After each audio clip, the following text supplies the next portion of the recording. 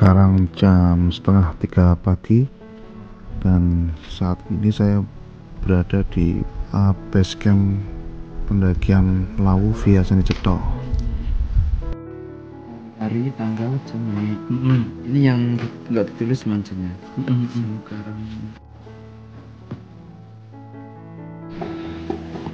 Sekarang jam 6 pagi. Kita sarapan dulu, guys.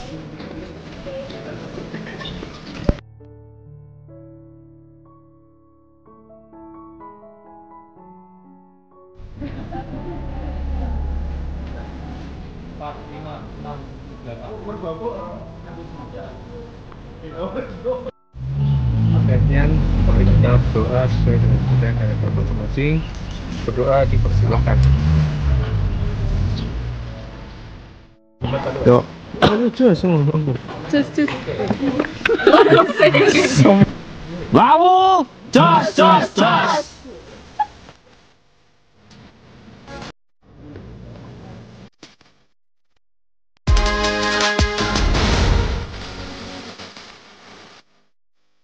Ini maksinya Lawu via Jepang. 8 orang ya, Mas? 8 orang, Mas. 160. Udah pernah Anda lewat itu? Belum. Gitu ya. Jadi nanti untuk sumber mata air ada di pos 3. Terus untuk telaga ini jangan jadi acuan untuk ambil air karena sini cuma genangan air hujan. Kemungkinan saat ini kering. Jadi air tetap dari pos 3. Untuk camp nanti di pos 3 bisa, pos 4, pos 5 dan terakhir di Gupak Enjangan. Tapi nanti untuk area terluas itu di pos 5 sama Gupak Enjangan. Karena sini sudah sabana, kalau di pos 3, pos 4 dia masih lereng, jadi sempit.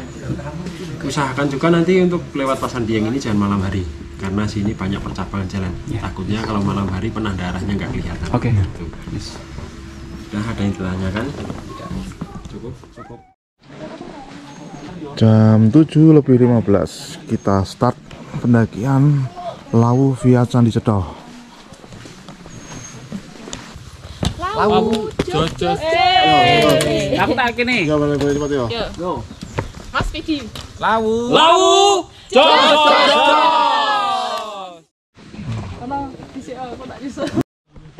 Mas Widi, Lawu via Candi Cetha, estimasi waktu berapa lama? Lawu via Candi Cetha. Kalau kita ini kan posnya ada 6. Ya. Kita target mau camp di pos 5 di Gupak Enjangan. Kira-kira nyampe sana nanti jam 2 jam 3 sore. Oke.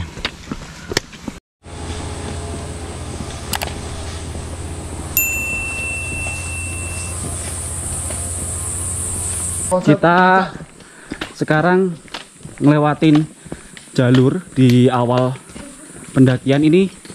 Jalurnya yang viral nih, yang sempat banjir dari atas sampai harus dibikinin tali.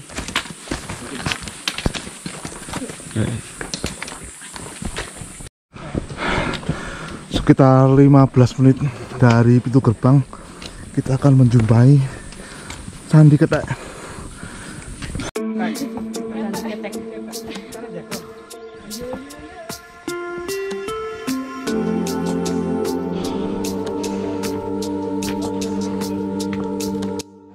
Jadi saat ini kita udah sampai di bukan pos ya, tapi di sini ada pemoksaan untuk nanti kita bisa pakai selendang.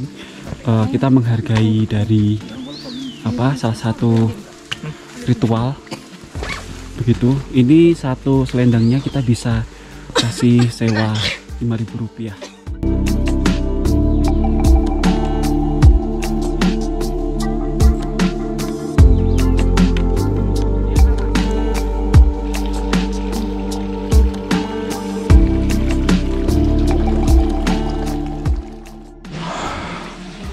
Jam 8:10 kita telah sampai di Sendang Pamuksan.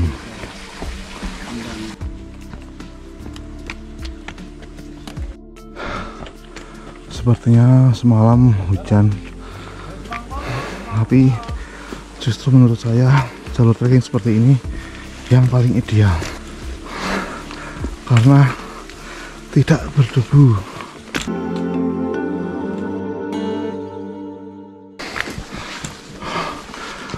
istirahat sejenak.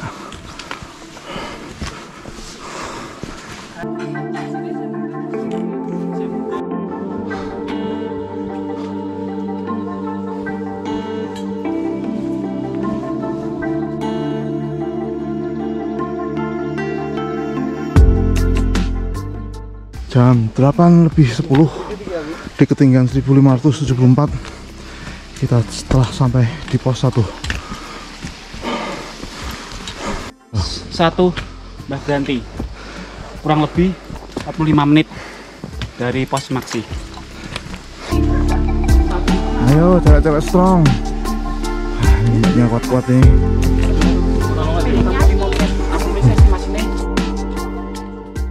Gunung Lawu terkenal sangat angker.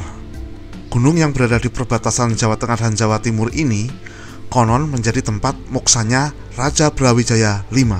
Pada saat itu, Majapahit harus menghadapi peperangan dengan Kerajaan Kediri yang dipimpin oleh Raja Girindrawardhana pada tahun 1748. Lantaran terdesak, Brawijaya V menyingkir ke Gunung Lawu dan menghadapi sisa hidupnya sebagai petapa.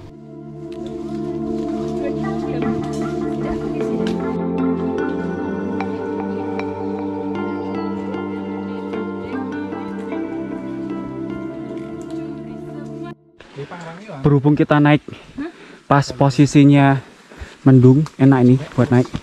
Terus habis hujan kemarin, jadi medannya licin-licin, becek gitu ya.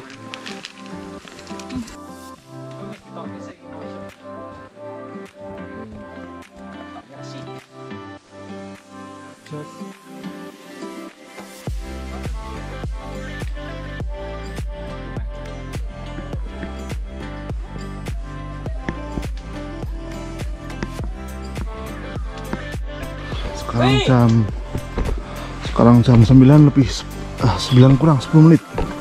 Ini adalah jalur trekking dari pos 1 menuju pos 2.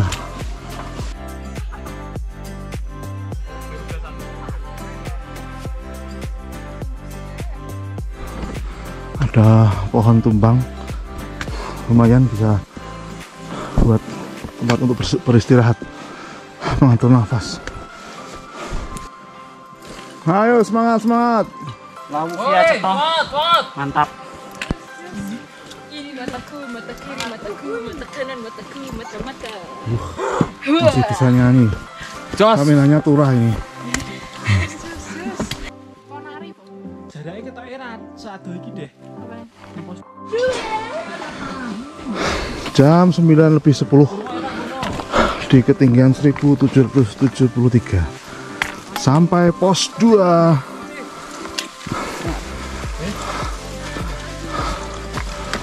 Pos 2 guys. Pos 2 Brakseng. Pos 2 Brakseng. Kayak mama.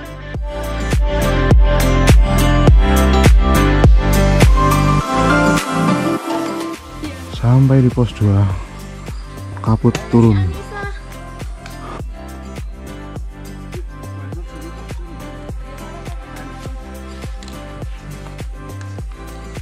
Masih semangat?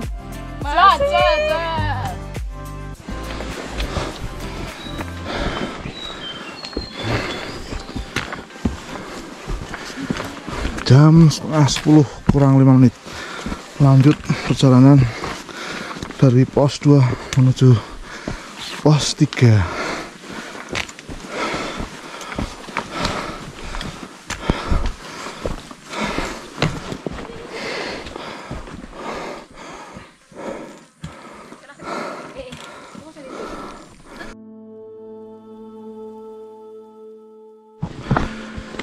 Jam setengah 10 di ketinggian 1836.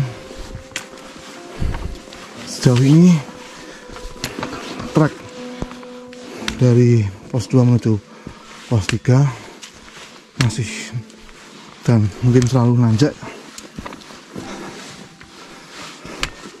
Ini lihat jalannya seperti ini, jadi enak nih buat nanjak, nggak terlalu capek buat kaki.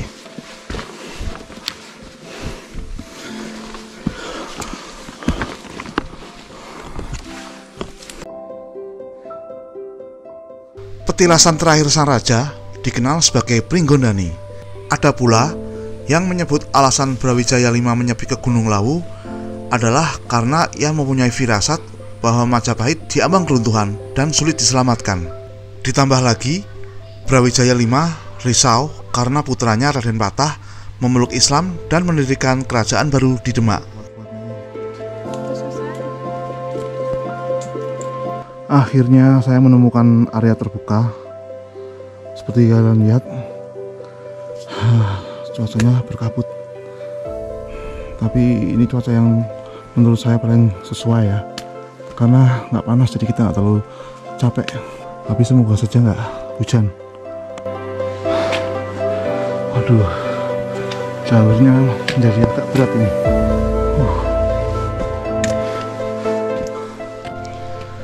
Keberadaan Candi Sukuh dan Candi Cetha seolah menjadi penanda bahwa Gunung Lawu terhubung dengan kerajaan Majapahit. Sebelum naik ke Gunung Lawu, Prabu Brawijaya V bertemu dengan dua orang pengikutnya, yaitu kepala dusun dari wilayah kerajaan Majapahit. Masing-masing dari mereka adalah Dipa Manggala dan Wisa Manggala. Mereka berdua tidak tega melihat Prabu Brawijaya V berjalan sendirian ke Gunung Lawu. Setelah sampai di puncak Argodalem, Prabu Brawijaya V berkata kepada dua pengikut setianya. Selesai mengucapkan kalimat, Prabu Brawijaya pun menghilang. Hingga kini jasadnya tidak pernah ditemukan.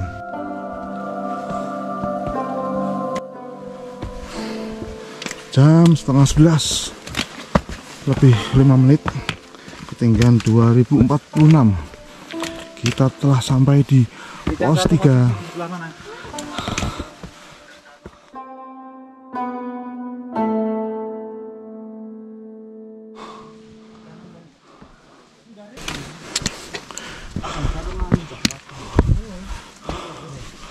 Pos 3 itu tempat yang paling ideal untuk beristirahat karena di sini terdapat mata air.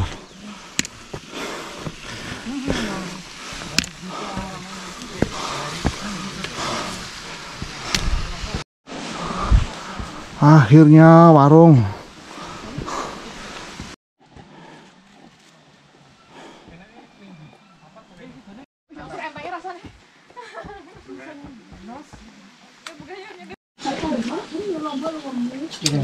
Gorengan teh.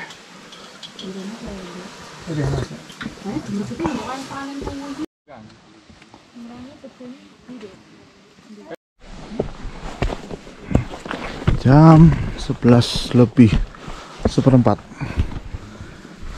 Dari pos 3 kita lanjut perjalanan menuju ke pos 4.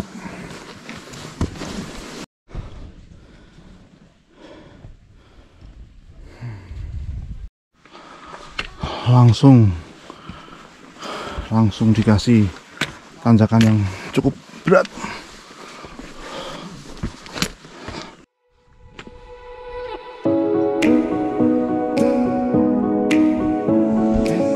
Ayo guys, Mantap juga.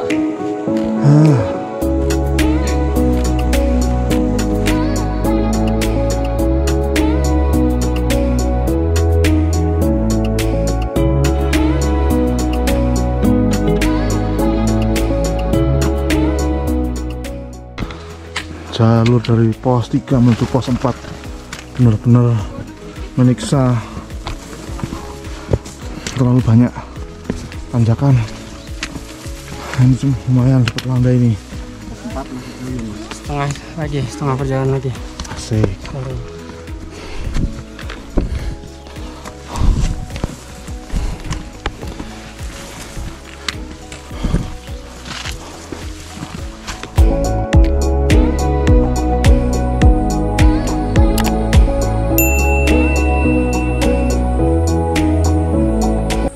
Jalurnya pos 3 ke pos 4 Lawu via Cetha. Sedep, nanjak panjang. Padahal MDPL-nya cuma 200, jarak meternya 300 dari pos 3. Tapi ngeri. Tempat istirahat. Sekarang jam 12 lebih 10 menit. Sudah sampai di batas vegetasi. Ini dulu hutan kebakar waktu bulan Maret, kalau nggak salah Maret kemarin pas kemarau. Ini kita udah sampai, tapi ya masih jauh pos 4. 10 menit. Setengah jam.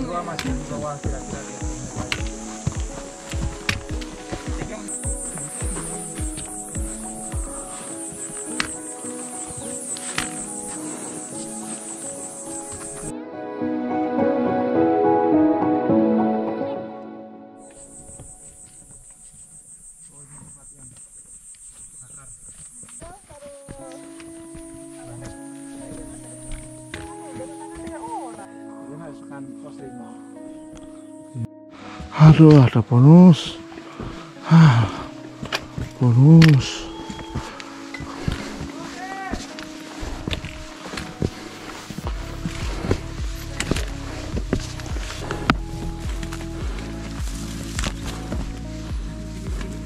Udah.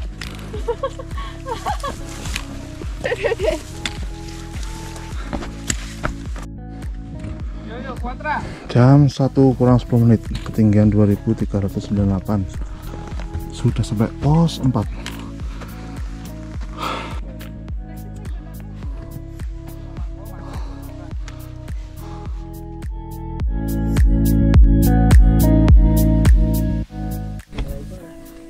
Istirahat sebentar.